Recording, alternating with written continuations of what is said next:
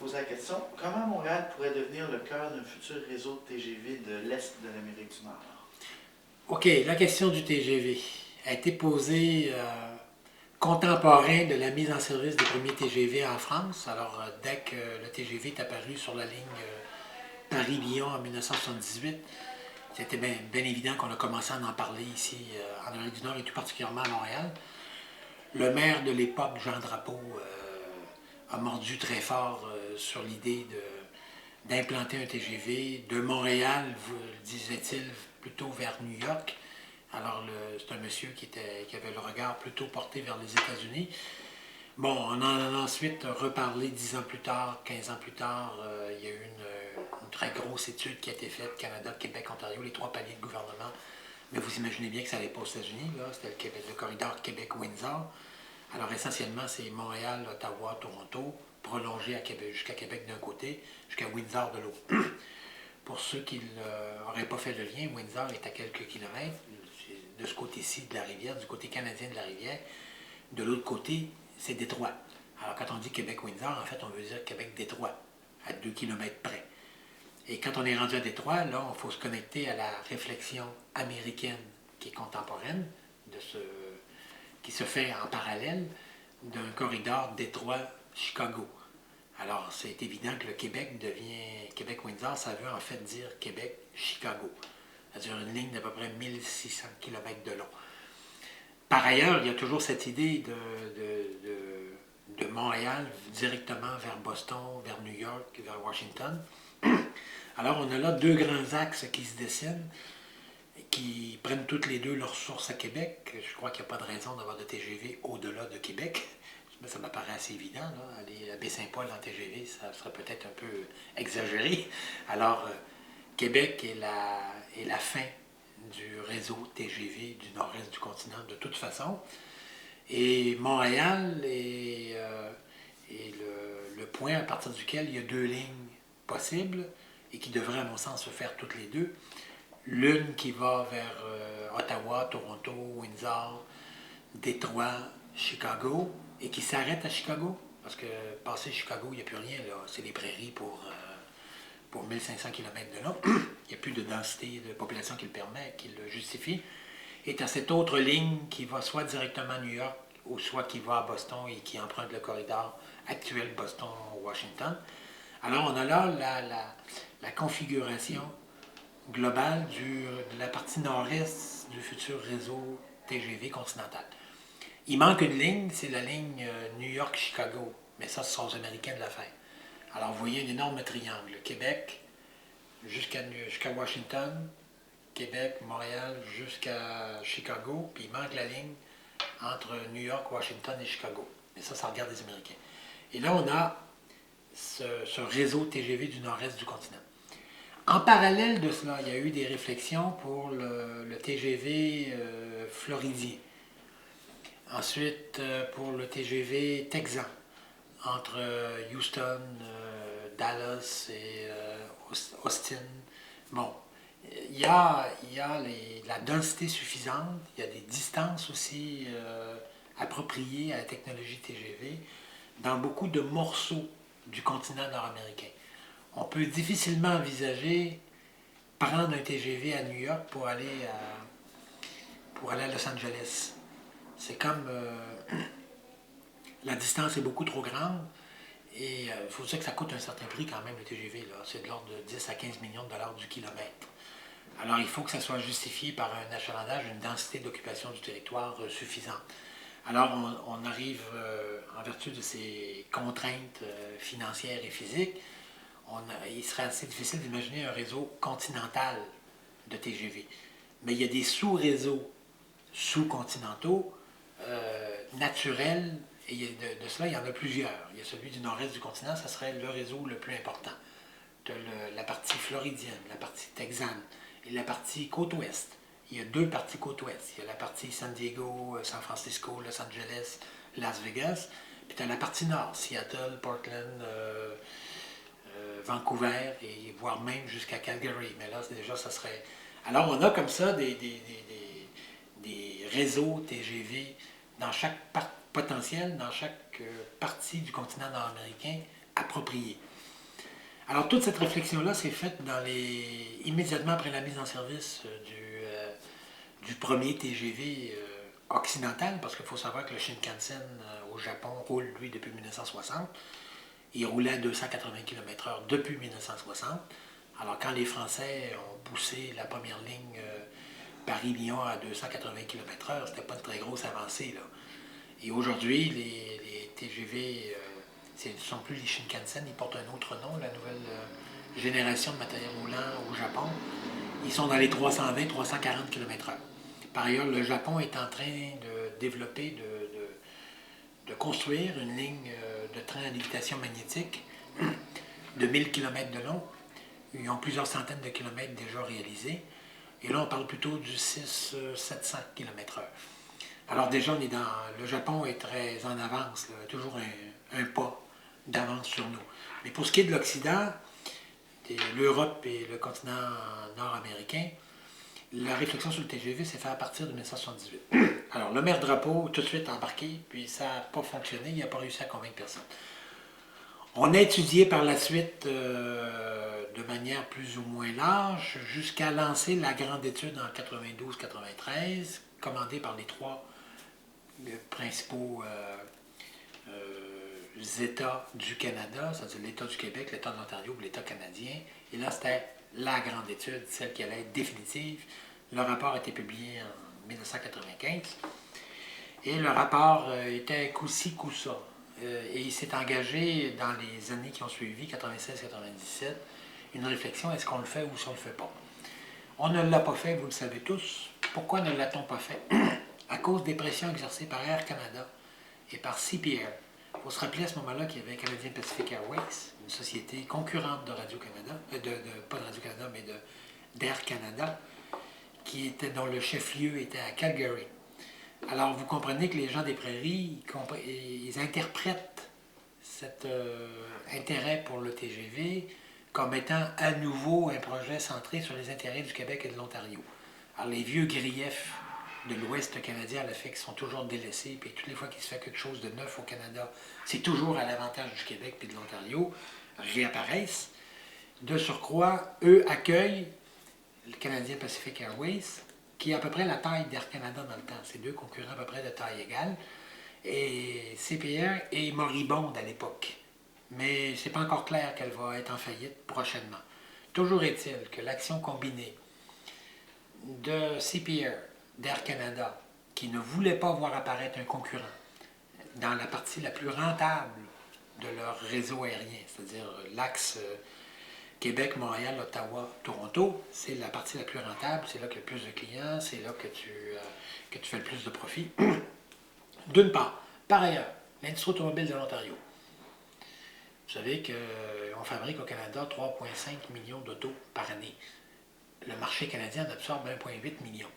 Ce qui veut dire qu'on en exporte autant que l'on en consomme.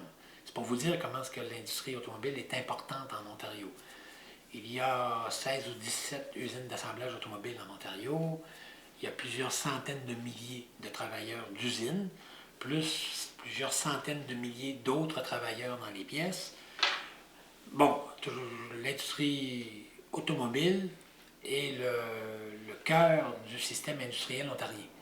De la même manière que nous, ici, c'est l'hydroélectricité, l'aéronautique, les matériaux de première fusion, puis les pâtes et papiers. Bon, en Ontario, c'est plus simple, c'est l'industrie automobile. Alors, l'industrie automobile ontarienne s'y est opposée. L'industrie des pétroles albertaine, à nouveau, s'y est elle aussi opposée. La combinaison de CPR, d'Air Canada, des pétrolières de l'Alberta et de l'industrie automobile ontarienne, essentiellement c'est Ford, GM, Chrysler, toutes ces forces focalisées sur nos décideurs politiques à Ottawa ont conduit à l'abandon du projet. Pourquoi? Parce qu'on a prévalu l'idée que l'État n'avait pas à introduire une concurrence déloyale entre modes de transport. C'était ça. C'est-à-dire qu'on a abordé la question du TGV dans l'esprit du libre marché. Et on a défini le rôle de l'État comme étant celui qui doit harmoniser, faciliter les interactions entre les divers joueurs dans le marché mais qui ne doit jamais rien faire qui va favoriser un agent de marché plutôt qu'un autre. Et là, ben, si on le fait mode, on applique ce raisonnement mode à mode, l'État canadien n'a pas le droit de favoriser le rail au détriment de la route et de l'avion, de l'aéronautique. Alors, c'est comme ça qu'on a abordé ça. C'est totalement absurde. Partout sur Terre où on a fait des TGV, où on a revalorisé le rail, on l'a toujours fait pour diminuer l'usage de l'auto, et maintenant, de plus en plus, diminuer l'usage du camion, c'est le ferroutage, mais c'est un autre sujet, mais quand même, on voit que la logique est préservée, celle de choisir délibérément, dans le cadre d'une politique nationale, de faire un passage de la route vers le rail, de l'avion vers le rail. Si tu n'as pas une intention de ce type-là, il est totalement absurde de faire un TGV. Alors, réciproquement, les motifs pour faire un TGV, c'est de faire reculer l'avion, de faire reculer la route et de faire reculer, pas juste dans le transport des marchandises, des personnes, mais aussi éventuellement le transport des marchandises. Alors, nos États à nous, gagnés par l'idéologie néolibérale, subissant les pressions des secteurs concurrents que sont l'avion et les fabricants d'auto et les vendeurs d'essence, ben, inventent une nouvelle théorie qui n'a pas le droit de faire quelque action dont la résultante aura été d'avantager un secteur plutôt qu'un autre. Et c'est comme ça qu'on a abandonné l'idée du TGV au Canada. C'est effrayant parce que le réseau européen, chaque année, inaugure une nouvelle desserte. L'Europe est en train de mettre en place une trame, un réseau complet continental de TGV. La Chine a commencé. La Corée du Sud a commencé. Taïwan a commencé. Le Japon, c'est déjà chose faite depuis toujours. On sait qu'il va y avoir un réseau TGV continental d'une échelle continentale à l'intérieur de la Chine, parce que la Chine est tellement grande, c'est comme le Canada, que c'est un quasi-continent. Il va y avoir un réseau TGV complet en Chine au plus tard en 2020-2025. Quand les Chinois font quelque chose, ils ne le font pas avec le dos de la cuillère. Et vous savez que l'État en Chine est très fort. Là. Puis comme ce type d'équipement procède forcément d'une intervention publique, on peut assez difficilement imaginer que le secteur privé construise une ligne TGV. Là. Alors, en Chine, l'État chinois a décidé de mettre en place un réseau non seulement TGV, mais aussi de trains à lévitation magnétique. Il y a un seul endroit sur Terre présentement où il y a un train à lévitation magnétique en opération, et c'est à Shanghai, entre le centre-ville et l'aéroport. Incidemment, il ne roule pas parce qu'il n'y a pas de roulement, mais il flotte au-dessus de la voie à 460 km/h. On a estimé qu'il n'était pas requis d'aller plus vite pour un parcours de 30 km. On le comprend aisément. Mais ça pourrait facilement aller à 600 ou 700 km/h. Alors, toute la planète va évoluer dans le sens des technologies ferroviaires de haut niveau. Ferroviaire et plus, parce que la lévitation magnétique, c'est plus que le ferroviaire encore. Et nous, en Amérique du Nord, on va en rester à nos belles autos roulant à 120 km/h entre Montréal, Québec ou Montréal, Toronto, avec des échanges entre Montréal et Toronto ou entre Montréal et New York qui sont à la moitié, au tiers, au quart, ou peut-être même juste au dixième de ce qui pourrait être. Parce que si vous prenez l'autoroute pour aller à Toronto, là, vous allez vous rendre compte que durant 200-250 km, une fois que vous avez franchi les 100 premiers kilomètres au-delà de Montréal, puis avant que vous arriviez aux 150 km avant d'arriver à Toronto, il ne se passe vraiment pas grand-chose. Il n'y a vraiment pas beaucoup de circulation. En fait, il y a plus de camions que d'automobiles. Alors cela traduit un sous-développement des possibilités d'interaction entre les grandes villes de cette partie du continent. Là. On vit un peu chacun replié sur soi. Il y a tout un discours qui est celui des villes-régions en concurrence, en interaction les unes avec les autres. Mais dans les faits, ça ne se vérifie pas.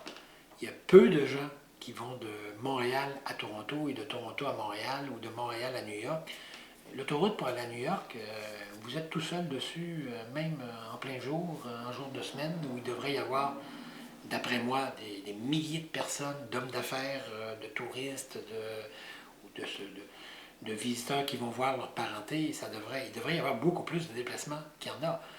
Et on va rester comme ça avec des villes relativement isolées, relativement fermées les unes, chacune sur elles-mêmes, alors que le reste du monde est en train de constituer les villes en réseau. Vous savez ce que permet le TGV, par exemple. Maintenant, il y a beaucoup de gens qui vivent à Bruxelles et qui travaillent à Paris. Ils prennent le TGV à chaque matin pour aller travailler. Ça leur prend moins d'une heure se rendre au travail, c'est-à-dire pas plus de temps qu'en Amérique du Nord, dans une ville quelconque, faite à la manière nord-américaine. Alors, ça leur prend pas plus de temps que beaucoup de gens démarrer leur auto en lointaine banlieue, se taper l'autoroute à une vitesse moyenne de 20-25 km/h parce que c'est toujours congestionné, avoir des difficultés au bout à accéder à ton stationnement parce que, malchance, ce matin-là, c'est congestionné cette intersection-là, aller mettre leur auto au 4e étage souterrain de stationnement, prendre l'ascenseur puis arriver, revenir au niveau de la rue, ça prend beaucoup moins de temps. Maintenant, pour quelqu'un qui vit à Bruxelles, à, mettons, moins de 500 mètres de la gare centrale de Bruxelles, il quitte chez lui, il marche jusqu'à la gare centrale, il prend son TGV, il rentre à Paris, en plein cœur de Paris, il marche 300-400 mètres, il est à son bureau. C'est rendu banal, ça, en Europe. On est loin de ça ici, là. On est en train de prendre un retard inouï en matière d'organisation globale du territoire. Et c'est pas innocent, ce débat sur le TGV, quant à l'avenir du Canada. Vous savez, est-ce que le Canada, c'est la question du Québec aussi qui est posée par le fait même, est-ce qu'une ligne TGV qui partirait de Québec puis qui traverserait Montréal, Ottawa, Toronto, Windsor et qui connectera aux États-Unis, est-ce que ça ne serait pas de nature à renforcer la cohésion canadienne? Si vous regardez les échanges économiques entre l'Ontario et le Québec, les échanges économiques du Québec, vous allez voir qu'il y en a 10 fois plus vers le sud que vers l'Ontario. Il y a quelque chose d'anormal là-dedans, c'est un pays fictif. Alors comment faire passer ce pays fictif, qui est toujours proche de la dislocation, à un vrai pays réellement intégré, et fonctionnellement intégré, avec de vrais échanges? Alors le TGV aurait pu, il pourrait encore être une pièce maîtresse dans un dispositif de renforcement du Canada. Comment le faire passer d'un pays théorique à un pays réel. Et là, à ce moment-là, ben, l'éventualité de la dislocation du Canada, ça perdrait des plumes. À tous égards, qu'on l'analyse de n'importe quelle façon, on se constate que l'on a pris un retard très grave relativement au nouveau transport ferroviaire, symbolisé par le train à grande vitesse. On semble persister dans cette voie-là. Le reste du monde évolue de manière tout à fait différente. Est-ce qu'on va continuer? D'après moi, on accumule les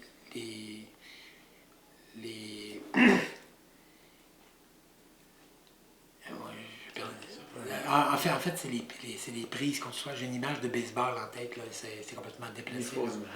Voilà, c'est-à-dire, on dirait qu'on fait comme exprès pour accumuler des retards, le plus possible de retard dans un maximum de domaines, pour prendre la mauvaise décision et reprendre à chaque cycle de 5 ans toujours la plus mauvaise décision possible dans un maximum de domaines, comme si nous ne voulions pas être au rendez-vous de ce qui est déjà le 21e siècle.